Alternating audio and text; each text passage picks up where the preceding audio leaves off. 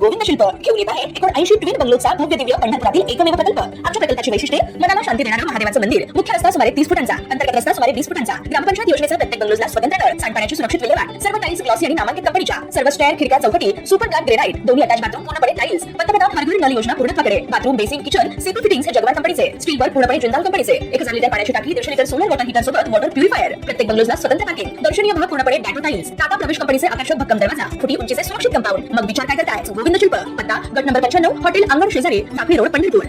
12वीची परीक्षा पूर्ण करून मेडिकल CETची तयारी करत डॉक्टर होण्याचे स्वप्न पाहणाऱ्या 17 वर्षीय मनस्वी गाडगे हिचा अपघाती मृत्यू झाला। हिरापूर शिवारात मंगळवारी सकाळी सुमारे 11 वाजता घडलेल्या या भीषण घटनेनंतर ती गंभीर जखमी झाली होती। उपचारादरम्यान बुधवारी सकाळी घाटी रुग्णालयात तिची प्राणज्योत मालवली। या घटनेनंतर संतप्त नातेवाईक आणि नागरिकांनी चिकलठाणा पोलीस ठाण्यासमोर तब्बल 3 तास ठिय्या आंदोलन करत दोषीवर कठोर कारवाईची मागणी केली। मनस्वी ही हिरापूर येथे कुटुंबासह राहत होती।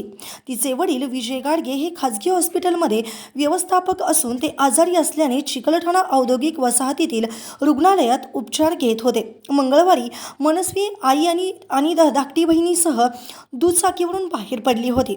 बहिणीला शाळेत सोडणे आणि वडिलांना रुग्णालयात डबा घेऊन जात होती। मात्र वाटेत आईला अचानक चक्कर आल्याने त्यांनी दुचाकी रस्त्याच्या कडेला थांबवली।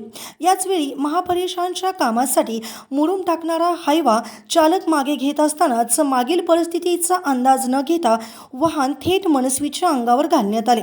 या अपघातात तिची आई बाजूला फेकली गेली तर मनस्वीचा कमरेखालचा भाग गंभीररित्या चिरडला गेला। विशेष म्हणजे हे काम शासकीय असतानाच विना क्रमांकाचा हायवा वापरला जात असल्याचे समोर आले।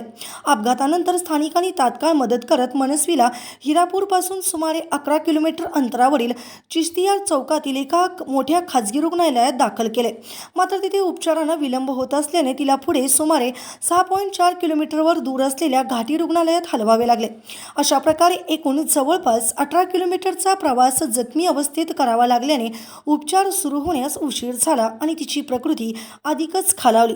अखेर बुधवारी उपचारादरम्यान तिचा मृत्यू झाला। ताज्या घडामोडी पाहण्यासाठी आमच्या YouTube चॅनलवरील PVR म्हणजेच पंढरी वार्ता या न्यूजला सबस्क्राइब करा आणि शेजारील बेल आयकॉनवर क्लिक करा।